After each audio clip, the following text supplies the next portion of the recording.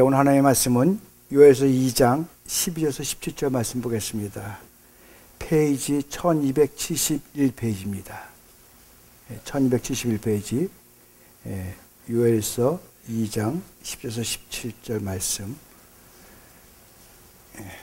1271페이지입니다. 우리 한 목소리로 한번 같이 한번 봉독해 보겠습니다.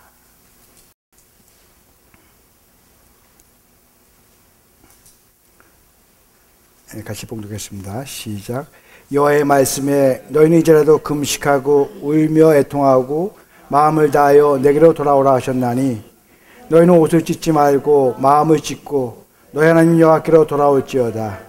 그는 은혜로우시며 자비로우시며 노하기를 더디하시며 이내가 크시사 뜻을 돌이켜 재앙을 내리지 아니하시나니 주께서 혹시 마음과 뜻을 돌이키시고 그 뒤에 복을 내리사 너희 하나님 여호와께 소제와 전제를 드리게 하지 아니하실는지 누가 알겠느냐. 너희는 시온에서 나팔을 불어 거룩한 금식일을 정하고 성회를 소집하라. 백성을 모아 그 모임을 거룩하게 하고 장로들을 모으며 어린이와 젖먹는 자를 모으며 신랑을 그 방에서 나오게 하며 신부도 그 방에서 나오게 하고 여호와를 섬기는 제사장들은 낭실과 제단사에서 울며 이르기를 여호와여 주의 백성을 불쌍히 여기소서. 주의 기업을 욕되게 하여 나라들로 그를 관할하지 못하게 하옵소서. 어찌하여 이방인으로 그들의 하나님이 어디 있느냐 말하게 하겠나이까 할지어다. 아멘. 여러분들의 기도 덕에 성지순례를 잘 마치고 왔습니다. 특히 우리 여성교의 기도 덕을 많이 본 것 같아요. 터키나 이스라엘은 지금 우기입니다. 그래서 비가 자주 오는데 버스를 타고 가도 비가 오고 비행기를 타고 가도 비가 오는데 목적지에 도착해서 올라갈 때면 비가 딱 멈춰요. 그리고 다시 또 버스를 타면 또 비가 내리기 시작하고. 그래서 야, 참 기도의 힘이 바로 이런 것이구나. 그래서 제가 우리 같이 갔던 목사님들과 또 거기서 일행이 합해지는데 그분한테 얘기를 했습니다. 야, 우리 교회에서 지금 기도덕이다. 그랬더니 다들 진짜 아멘 했어요. 사실 여러분, 이 순례라는 말은요, 처음에는 멀고 낯선 곳에 여행하는 것을 순례다 이렇게 얘기를 했습니다. 그래서 순례는 두 가지 목적이 있어요. 하나는 상업적인 목적과 또 하나는 종교적인 목적이 두 가지를 갖고 순례다 이렇게 이야기를 했습니다. 그래서 우리가 어디를 가느냐, 파리를 갔다 그러면 여행 가는 것이고, 이스라엘을 갔다 그럼 순례하는 것이다. 우리가 쉽게 이렇게 이야기를 할 수 있지만 사실 그렇지 않다는 거죠.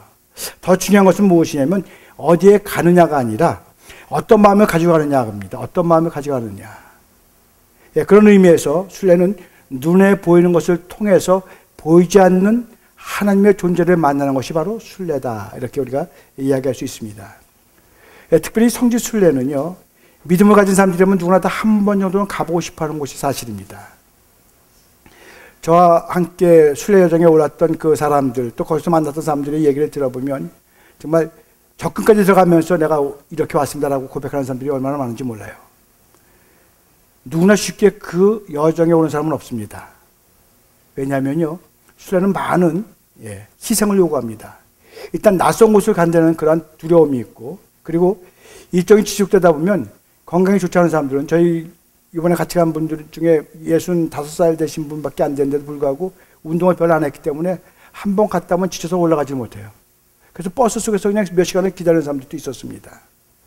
보통 한 번 움직이면 5시간을 걸어 다녀요. 그러니까 제가 가기 전에 이메일이 하나 왔는데, 목사님 오기 전에 열심히 운동하세요. 그런 이유를 제가 알겠더라고요. 잠도 때로는 버스에서 자야 되고 비행기 안에서 자야 됩니다. 그리고 그냥 강행이에요. 보통 정확하게 성지순례를 하려면 30박 31일 정도는 해야 된답니다. 근데 그걸 반으로 잘라갖고 그냥 쇼타임으로 하니까 굉장히 어려움이 있었다는 것을 우리가 볼 수 있습니다. 그런데 그렇게 힘듦에도 불구하고, 특히 비용이 만만치 않음에도 불구하고 왜 그것을 가려고 이렇게 노력들을 하고 한 번 정도 가봤으면 하는 그런 마음을 가질까? 바로 하나님을 믿기 때문이죠. 하나님을 갈망하기 때문입니다. 그 하나님은 뭔가 좀 더 친밀하게 만나고 싶은 그러한 욕망이 우리들 가운데 있기 때문에 우리 누구나 다 한 번 나도 밟아왔으면 좋겠다 이런 마음을 가지고 있는 겁니다.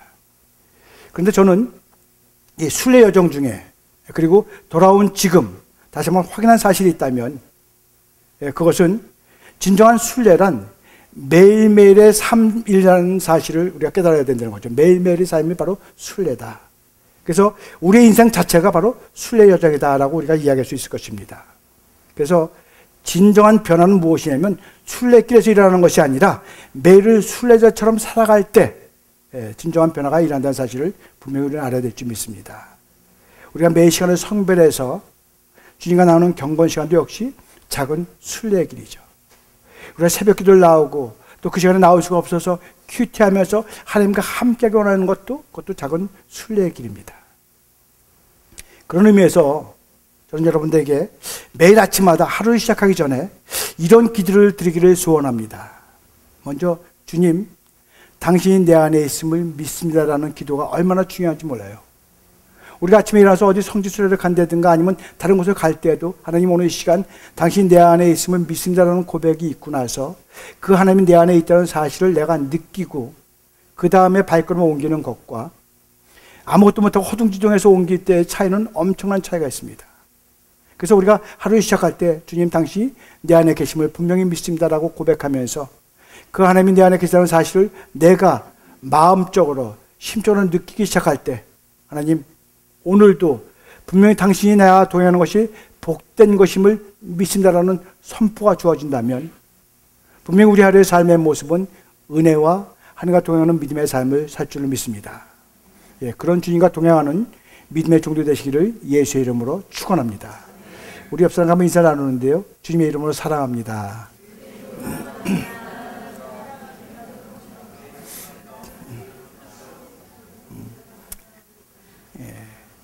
제가 그 사랑을 한번 느껴보기 위해서요, 이 갈릴리 바닷가에서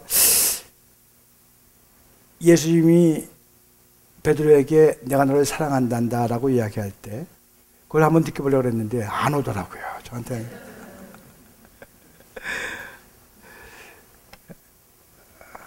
정말 뼈저린 참회가 있는 자들만이 주님의 사랑을 느낄 수 있다는 사실을 한번 느껴본 것 같습니다.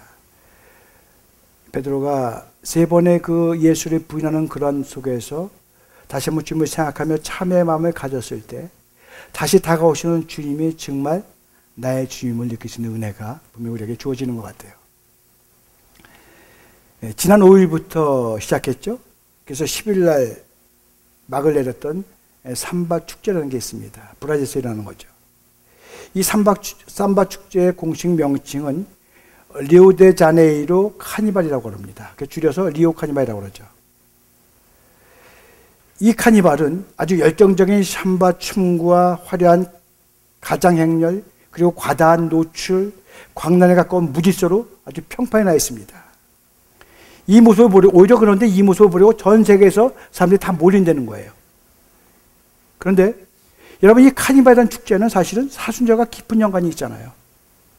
깊은 연관이 있습니다. 우리말로 사육제라 이야기하는데 이 카니발은 라틴어로 뭐라고 그러냐면 카르네발레라 이렇게 합니다. 카르네발레. 이 카르네라는 뜻은 무엇이냐면 고기라는 뜻이에요. 발레는 무슨 뜻이냐? 그만 또는 안녕 이런 뜻을 가지고 있습니다. 그러니까 이 카르네발레라는 뜻은 무엇이냐면 고기를 끝낸다. 고기와 안녕. 이제 더 이상 고기를 먹지 않겠다. 바로 이런 뜻이라는 거죠. 그래서 이 사순절이 시작되면 이 40일 동안 고기를 먹지 않는 금욕이 시작되기 때문에 미리 고기를 많이 먹어두자는 의미에서 시작된 축제가 바로 카니발입니다. 그래서 시작된 거예요. 그래서 대부분의 카니발은요, 이 사순절이 시작되기 3일에서 7일 전에 벌어지는데 이때 본격적인 절제와 금욕이 시작되기 전에 내 몸과 마음을 준비하기 위해서 시작되는 거죠. 그래서 이제 못 먹을 거니까 미리 실컷 많이 먹어두자. 또 미리 할 일들 다 한번 하자. 그래서 한바탕 축제를 벌이면서 절제와 금욕을 준비하자는 겁니다. 그러니까 결국 카니발은 뭐예요? 사순절을 준비하는 준비 단계라는 거죠. 그런 의미에서 시작된 축제예요. 그런데 오늘의 카니발은 이 사순절 준비라는 본래 취지와는 관계없이 어떻게 해요? 먹고 마시고 즐기고 노는 일에만 아주 광적으로 몰두하고 있죠. 오히려 어떻게 보면 이 한 해에 모든 향락과 요리를 아주 설정해 놓고 절정 만들어내는 것이 바로 요즘의 카니발의 모습이라고 볼 수 있습니다. 그뿐 아니라 이제는 카니발이 끝나도 더 이상 사순절이 연결되지 않습니다. 어떤 경건과 절제의 삶을 시작하지 않는다는 거죠. 여러분, 우리가 마태복음 24장 38절과 39절에 보면 홍수전에 노아가 방주에 들어가던 날까지 사람들이 먹고 마시고 장가들고 시가고 있으면서 홍수가 나서 저희를 다 멸하기까지 깨닫지 못하였으니 인자의 임함도 이와 같으리라 하는 말씀이 있습니다. 말세적 현상을 이야기한 거죠. 예. 노아가 홍수 심판의 경고를 받고 준비하고 있을 때 사람들은 이것을 무시하고 먹고 마시고 장가들고 시가는 일에 광처럼 몰두했다는 겁니다. 그런데 오늘 지금 시작으로 되는 거죠. 주님께서 재림하시겠다고 말씀하셨는데 불구하고 깨어서 근신하며 준비하라고 말씀하셨는데도 이것을 무시하고 그저 먹고 마시고 광적으로 향락에 빠져듭니다. 예, 특히 이 경건의 깊이를 더해야 할 이 사순절 바로 직전에 더욱 그렇게 아주 광란의 몸짓을 한다는 겁니다. 여기서 우리는 정말 영적 시대에, 이 시대에 짙은 영적인 어둠을 볼 수밖에 없습니다. 사실 저는 이번 성지순례를 가면서 많은 기대를 가지고 갔어요. 나도 예수님과 더불어서 골고다 언덕 올라가면서 그 십자가를 지고 가셨는데 이렇게 팔을 지고 갈까? 어떡할까? 정말 꿈같이 생각을 하면서 갔습니다. 그래서 골고다 입구에 도착을 했는데 팔을 벌릴 수도 없어요. 왜냐하면 길에 워낙 사람도 많고 장사꾼들이 아주 태반입니다. 여기가 예수님이 지고 올라갔다는 데는데 기도 좀 그러면 오불이에요. 한국말로요. 뭐 기도를 그런 데다가 또 사람이 워낙 많으니까 한국 사람이 오고 중국 사람들이 굉장히 많이 온 것 같아요. 뭐 부닥치면 한국 사람 아니면 중국 사람이니까. 그러니까 또 인도한 사람들은 빨리 가자고 또 설치고 기도 좀 하자고 그러고. 사실은 골고다 언덕에서 예수님이 십자가를 그걸 경험하고 싶은 그런 간절한 마음이 있었는데 정말로 이 시대의 영적인 어둠을 바라볼 수밖에 없었습니다. 더 안타까운 것은 여러분 정말 기독교의 터전이라고 볼 수 있는 터키, 소아시아에 7개 교회가 그 안에 다 있고 에베소가 지금 한창 발굴이 되어 있고 그런 그 정말 기독교의 역사에서 빠질 수 없는 터키가 이슬람의 국가로 100% 그것도 이슬람의 국가로 바뀌었다는 사실은 우리의 마음을 굉장히 아프게 할 수밖에 없습니다. 하나하나 정말 흔적을 찾아가면서 하나님, 호렙산에서 모세가 하나님의 말씀을 드리려고 이렇게 기다렸다고 그러는데 하나님, 나도 오늘 그 모세의 영성을 받기 원합니다. 엘리야가 싸움을 했던 곳에 가서도 하나님 엘리야의 영성이 내게도 주어지기 원합니다. 이런 간절한 고백을 드리며 정말 하나님과의 만남을 향해서 몸부림을 치면서 행했던 순례여정이다라고 이야기할 수 있습니다. 여러분, 이 세상이 바로 그렇게 탕류에 많은 사람들이 넘어가고 있다는 겁니다. 종말이 가까울수록 오히려 더더욱 경건을 연습하고 거룩한 삶을 살아야 되는데, 근데 우리는 사회 속에서 믿는 사람과 믿지 않는 사람들의 모습을 밝히 드러내기가 어렵다는 거예요. 같이 걸어가는데 어떤 사람이 믿는 사람의 발걸음인지 우리를 바라볼 수가 없다는 겁니다. 이런 시대 속에서 우리가 살아가고 있어요. 그렇다면 여러분, 우리가 사순절을 경건의 시간으로 보내자라고 이야기하는데 과연 그럼 사순절이 무엇일까요? 여러분, 사순절이라는 말은 헬라어로 데살코세타라고 합니다. 데살코세타, 즉 사순, 순이라는 게 10개를 얘기합니다. 그러니까 40일간의 기념일이다 이렇게 얘기할 수 있습니다. 그러니까 부활주의를 기점으로 역산해서 들어있는 주일을 뺀 나머지 40일을 우리가 사순절이다 이렇게 시작을 해요.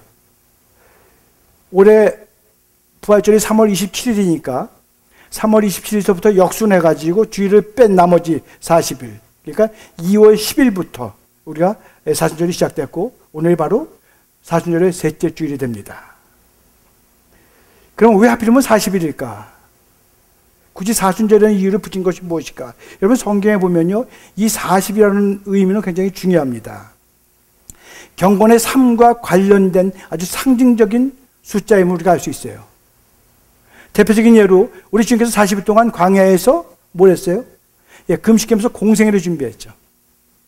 모세가 40일간 시내산에서 하나님의 말씀을 받을 준비를 하고 있었습니다. 이스라엘 백성들이 가나안 땅을 정복하기 위해서 40년 동안 광야에서 훈련을 받았어요. 이렇게 40이라는 수는 하나님의 백성들의 경건을 상징하고 있습니다. 그래서 전통적으로 기독교는 한 해에 한 번은 40일 동안 절제하며 경건과 함께 연습하자는 뜻에서 사순절을 우리가 지켜오고 있는 겁니다. 성경에 나온 사순절은 없어요. 그런 의미에서 지키는 거지. 그럼 어떻게 지켜야 되느냐? 초대교회 성도들은요, 이스라엘 백성들이 유월절을 준비하면서 금식하며 기도했던 것을 본받아서 부활절 전에 금식을 했고, 그리고 철저하게 기도와 훈련을 했습니다. 근데 이제는 금식 기도보다는 절식 기도로 완화됐어요. 그리고 음주 가무와 연극 열람이나 연애소설 같은 것을 금했고 화려한 옷을 입는 것을 피했습니다. 물론 오늘 우리가 이런 전통을 그대로 따를 필요까지는 없습니다. 그러나 여전히 경건 생활을 위해서 우리가 두 가지는 절대로 지켜야 된다라고 이야기합니다. 두 가지는 지켜야 돼요. 하나는 뭐예요? 절제입니다. 먹기는 먹되 먹고 싶은 욕망의 노예가 되지는 말라는 거예요. 적당히 쉬고 재창조를 위해서 문화생활을 영위하되 향락을 즐기고자 하는 욕망에 빠지지 말라는 겁니다. 무엇인가 사로잡혀서 하나님 앞으로 가까이 나가는 것을 막는 것들, 이런 것은 없어지는 겁니다. 그리고 다른 하나는 뭐예요? 기도하려는 겁니다. 하나님 앞으로 나아가자는 거예요. 하나님과 영적 만남을 갖자는 겁니다. 세상살이에 쫓겨서 그동안 중단됐던 기도를 다시 한번 회복시키자는 거예요. 영적인 나태함으로 연약해졌던 그 기도를 회복하자는 겁니다. 주님과의 만남으로 우리의 영이 더 강건해지자. 이것이 바로 우리가 사순절을 지내면서 우리가 해야 될 일들입니다. 여러분, 이 사순절 기간 동안 절제의 삶을 사시기를 예수의 이름으로 축원합니다. 더욱 기도에 힘쓰기를 소원합니다. 그럼 사순절의 메시지는 뭘까요? 사순절은요, 우리에게 아주 중요한 메시지를 주고 있습니다. 오늘 본문의 말씀은요, 사순절의 메시지를 찾는 우리에게 아주 중요한 교훈을 우리에게 줍니다. 오늘 15절의 말씀을 보니까 하나님께서 이스라엘 백성들에게 이렇게 이야기를 하셨죠. 너희는 시온에서 나팔을 불며 거룩한 금식일을 정하고 성회를 소집하라. 백성을 모아 그 모임을 거룩하게 하고 장로들을 모으며 어린이와 젖먹는 자를 모으며 신랑을 그 방에서 나오게 하며 신부도 그 신방에서 나오게 하고. 하나님께서요, 이스라엘 백성들에게 평소와는 다른 아주 특별한 모임을 요구하고 있는 겁니다. 하나님께 돌아올 특별한 계기를 마련하라는 이야기예요. 여러분, 오늘날 사순절이 바로 그렇습니다. 우리가 하나님께로 돌아갈 특별한 계기가 되어야 돼요. 하나님께 더 가까이 나아갈 특별한 계기가 되어야 이를 위해서 우리가 나아가야 됩니다. 그래서 오늘 본문을 통해서 우리는 나 자신을 돌아봐야 된다는 겁니다. 나 자신을 돌아봐야 돼요. 오늘 12절 말씀에 뭐라고 했어요? 내게 돌아오라. 내게 돌아오라 했어요. 우리가 주님 앞으로 나아가게 되면 제일 먼저 느끼는 게 여러분 뭔지 아세요? 나 자신을 바라볼 수 있다는 겁니다. 마치 거울 앞에 서 있는 것처럼 내가 십자가 앞에 나아가면 그 십자가를 통해서 나를 다시 한번 돌아볼 수 있는 그런 자리에 설 수 있다는 거예요. 그래서 교만하던 사람들은 제가 얼마나 형편없는 사람인가를 알게 되고, 위선에 떠든 사람들은 제가 얼마나 하나님 앞에 큰 죄인이라는 것을 깨닫게 되고, 자기의 공적에 취해 살던 사람들은 하나님 앞에 제가 얼마나 큰 허물이 있는 사람인가를 느낄 수 있다는 겁니다. 이처럼 우리가 하나님 앞에 있지 않으면 우리 자신이 누군지를 제대로 깨닫지 못해요. 그래서 남의 티를 보면서 나 자신의 뒷볼을 보지 못하는 그런 연약한 모습 속에 들어갈 수밖에 없습니다. 여러분, 우리가 십자가 앞에 바로 서지 않는다면 나 자신을 바라볼 수가 없습니다. 그러나 우리가 하나님 앞으로 돌아가기만 한다면 우리는 거울 앞에 서서 우리의 있는 모습을 그대로 바라볼 수 있고, 내 자신의 모습 속에서 나는 죄인임을 스스로 고백할 수 있는 은혜 자리에 설 줄로 믿습니다. 여러분, 사실 많은 사람들이요, 자신이 누구인지를 모르고 살아가는 시대가 바로 요즘 시대라고 그래요. 자신이 누군지를 모릅니다. 자신이 누군지를 모르니까 죄를 짓는 것도 결코 부담이 없는 거예요. 자신이 누군지를 모르니까 교만할 수밖에 없는 겁니다. 자신이 누군지를 모르니까 하나님 앞에 나아가는 것 결코 그렇게 기뻐하지 않습니다. 여러분, 이 사순절에 우리는 하나님 앞에 서서 우리 자신을 바라볼 수 있는 은혜의 시간 되기를 예수의 이름으로 축원합니다. 둘째는 뭐예요? 참회하라는 겁니다. 참회하라. 12절에 보니까 너는 이제부터 금식하며 울며 애통하고 그랬습니다. 또 17절에는 여러 섬기는 제사장들은 낭시가 제단 사이에서 울며 이르기를 여호와여 주의 백성을 불쌍히 여기소서라고 했어요. 여러분, 하나님께서 보실 때 그 당시 이스라엘 백성들은요, 정말 하나님 앞에 나서 펑펑 울며 회개해도 부족한 그러한 종들이에요. 그러한 죄인들입니다. 그래서 하나님께서 눈물을 흘리며 호소하라고 이야기하는 거예요. 여러분, 우리가 이처럼 하나님 앞에 서면 우리가 얼마나 큰 죄인인지를 우리가 알 수 있다는 겁니다. 우리가 하나님 앞에서 눈물을 흘리게 된다는 거예요. 자신의 죄를 하나님 앞에서 참하게 된다는 겁니다. 여러분, 이 사순절 기간 여러분에게 뜨거운 눈물의 기도가 회복되기를 예수 이름으로 축원합니다.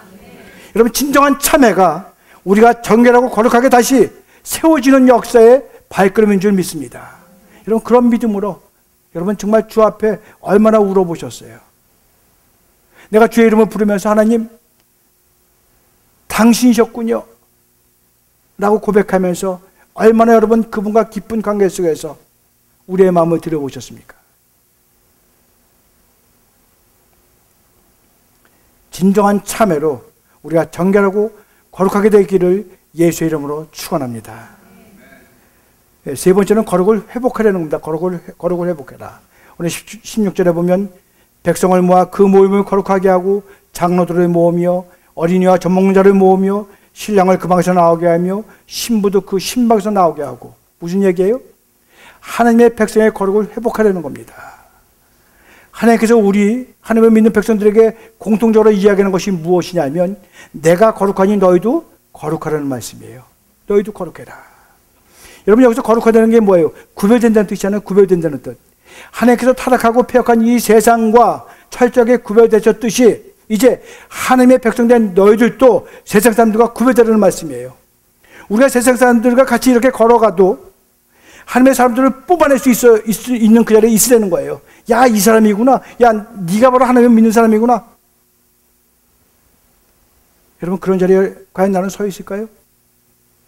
세상 사람들과 똑같이 걸어가면 누가 나를 바라보면서 야, 너는 하나님의 사람이라고 이야기해 줄 수 있는 그러한 여러분의 발걸음인가요? 여러분의 말인가요?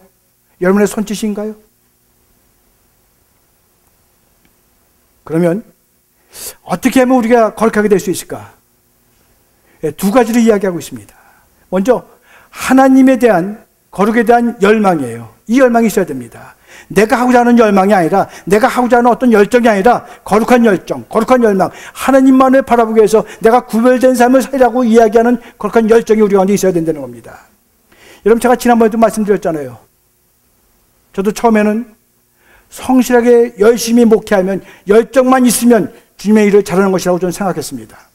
그래서 그렇게 열심히 했어요. 근데 그건 뭐예요? 나만의 착각이 되는 거죠. 주님 앞에 섰을 때 너는 열심히 목회를 했는지 모르지만 나는 너를 한 번도 제대로 사용해 본 적이 없다라고 이야기한다면, 그런 말씀을 듣는다면 여러분 정말 얼마나 끔찍한 일일까요? 나는 열심히 하나님의 일이라고 내가 쫓아다니면서 열심히 했고 정말 잠도 자지 못하면서 새벽까지 나와서 기도했는데 불구하고 너는 열심히 너 스스로 목회를 잘했는지 모르지만 나는 너를 한 번도 제대로 쏜 적이 없다고 이야기한다면, 여러분, 제가 목회를 그렇게 해왔고 여러분들이 신앙생활을 그렇게 해오고 있다는 사실을 우리는 다시 한번 깨달아야 될 줄 믿습니다. 요한복음 10장 27절에서 하나님은 분명히 우리에게 이렇게 말씀하십니다. 내 양은 내 음성을 들으며 나는 저희를 알며 저희는 나를 따르느니라 그랬어요. 여러분, 순종이라는 게 뭐예요? 내가 따른다는 건데 순종이라는 건 뭐예요? 내가 하나님의 음성을 들어야 비로소 따를 수가 있다는 겁니다. 그렇지 않고 내가 따라간다고 해서 따라간다는 건 뭐예요? 내 멋대로 내가 생각하는 하나님을 바라보며 나간다는 거예요. 여러분, 이것은 큰 잘못이라는 겁니다. 그런데 많은 그리스도인들이 내가 생각하는 하나님을 바라보며 나간다는 거예요. 이렇게 나가는 게 맞다고 이야기하는 겁니다. 하나님의 음성을 들으며 하나님의 말씀을 통해서 하나님이 이렇게 말씀하시는 걸 하고 고백하면서 그리 나가는 것이 아니라 이렇게 하면 될 거라는 그런 믿음으로 나가기 때문에 바로 저 같은, 너는 목회를 얼마나 열심히 했는지 모르지만 난 너를 한 번도 쓴 적이 없어 라고 이야기하는 자리에 있을 수밖에 없습니다. 그래서 여러분, 우리는 하나님의 음성을 들어야 돼요. 듣는 방법에 대해서 제가 지난번에 분명히 우리의 마음으로 듣는 것에 대해서 여러분에게 말씀을 드렸습니다. 여러분, 우리가 하나님의 음성을 듣지 못한다면 우리는 순종을 할 수가 없어요. 사실 순종한다는 건 뭐예요? 내 의에서 순종을 하고 있다는 사실을 우리는 알아야 됩니다. 그런데도 나는 순종하며 살아가고 있다고 다 이야기한다면 주님과 관계없는 나만의 열정은 아닐까요? 여러분, 하나님께 대한 거룩한 열정이 여러분들에게 회복되기를 예수의 이름으로 축원합니다. 내가 주의 음성을 듣지 아니하면 결코 내가 행하지 아니하리라 하는 이 다짐, 이 거룩한 열정을 가지기를 예수의 이름으로 축원합니다. 예, 우리 그리스도인들은요, 이 열망을 잃어버리면 이 땅에서 하나님의 백성다운 삶을 살 수가 없어요.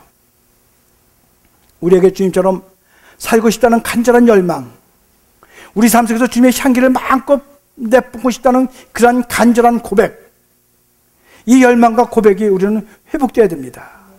이 간절한 열망이 이 사순절에 여러분의 기도와 말씀 묵상을 통해서 회복되시기를 예수의 이름으로 축원합니다. 예, 다른 하나는요, 거룩한 삶을 위한 용기가 우리에게 필요하다는 겁니다. 용기가. 여러분, 하나님의 백성들은요, 답변을 잘해야 돼요.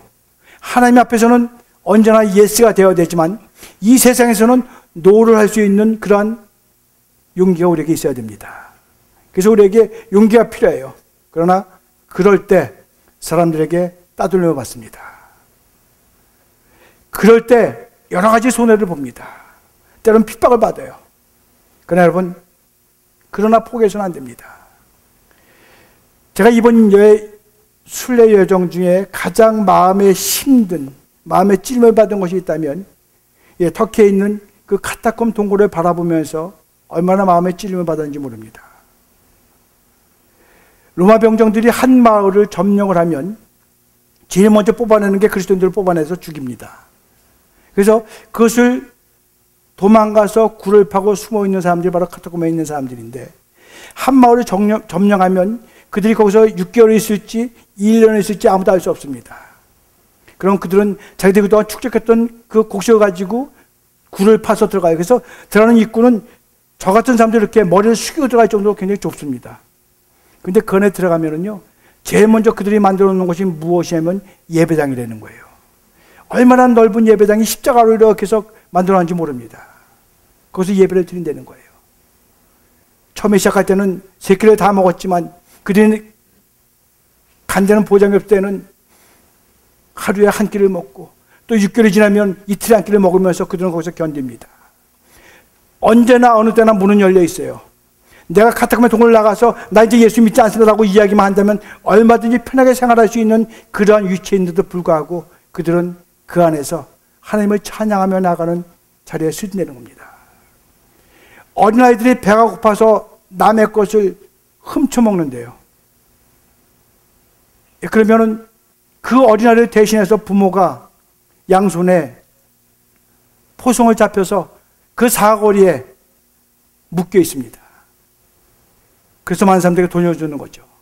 아무리 어리더라도 남의 것은 하지 마라. 왜냐하면 하나님이 분명히 우리와 함께 하실 것이고 하나님께서 도와주시다. 비록 내가 지금 있는 자리 속에서 내가 하나님의 은혜를 만나지 못한다 할지라도 우리 자손들은 분명히 하나님의 은혜 속에서 거하실 것이라는 사실 때문에 그들은 견뎌나간다는 거예요. 때로는 어린아이들이 너무나 배가 고파서 몰래 나가서 무엇을 가져오려고 나가다가 잡히는 경우도 있답니다. 그런데 중요한 것은 무엇이냐면 그 어린아이들이 잡혀도 그 안에 누가 있다는 얘기를 한마디 안 하고 아이들이 죽는다는 겁니다. 여러분, 어린아이가 그러한 신앙이 될 수 있었던 것은 무엇일까요? 바로 부모의 신앙이 되는 거죠. 우리가 자식을 키우면서 이 아이가 이렇게 되기를 원한다, 얘는 이렇게 되기를 원한다 라고 이야기할 것이 아니라 내 삶의 모습 속에서 정말로 야, 우리 어머니나 아버지는 하나님만을 바라보는 사람들이라는 그런 칭호를 여러분 들어보셨나요? 그런 칭호를 들을 때, 그런 우리 아버지와 어머니는 하나님의 사람이라는 사실을 아이들이 눈으로 보고 느낄 때 그 아이들은 요동치 않습니다. 어떤 가운데 있다 할지라도 내가 우리 아버지 어머니가 믿던 하나님 나도 믿을 거라는 그런 사실 속에서 나아간다면 반드시 하나님의 보호하심과 역사하심과 인도하심이 그 아이들에게 주어질 줄 믿습니다. 여러분, 이 사순절 기간에 거룩을 회복하시기를 예수의 이름으로 축원합니다. 거룩에 대한 열망이 다시 불타오르게 되기를 바랍니다. 거룩한 삶에 대한 용기가 다시 솟구쳐 오르기를 예수의 이름으로 축원합니다. 그래서 여러분, 영적으로 잠들었던 심령이 깨어날 수 있기를 바랍니다. 하나님으로부터 멀어졌던 심령이 하나님께 더 가까이 나갈 수 있는 은혜의 시간 되기를 바랍니다. 그러기 위해서 우리는 십자가 앞에서 자신을 돌아봐야 됩니다. 그리고 우리의 죄를 참여해야 돼요. 그리고 우리 안에 거룩을 회복해야 됩니다. 그러면 하나님께서 우리의 삶을 변화시켜 주실 것이고, 하나님은 우리를 통해서, 그리고 이런 사람들의 모임인 이 교회를 통해서 이 시대와 나라를 새롭게 하는 일에 바로 여러분 한 사람 한 사람을 하나의 미랄로 사용할 줄 믿습니다. 그런 변화가 있기를 예수의 이름으로 축원합니다.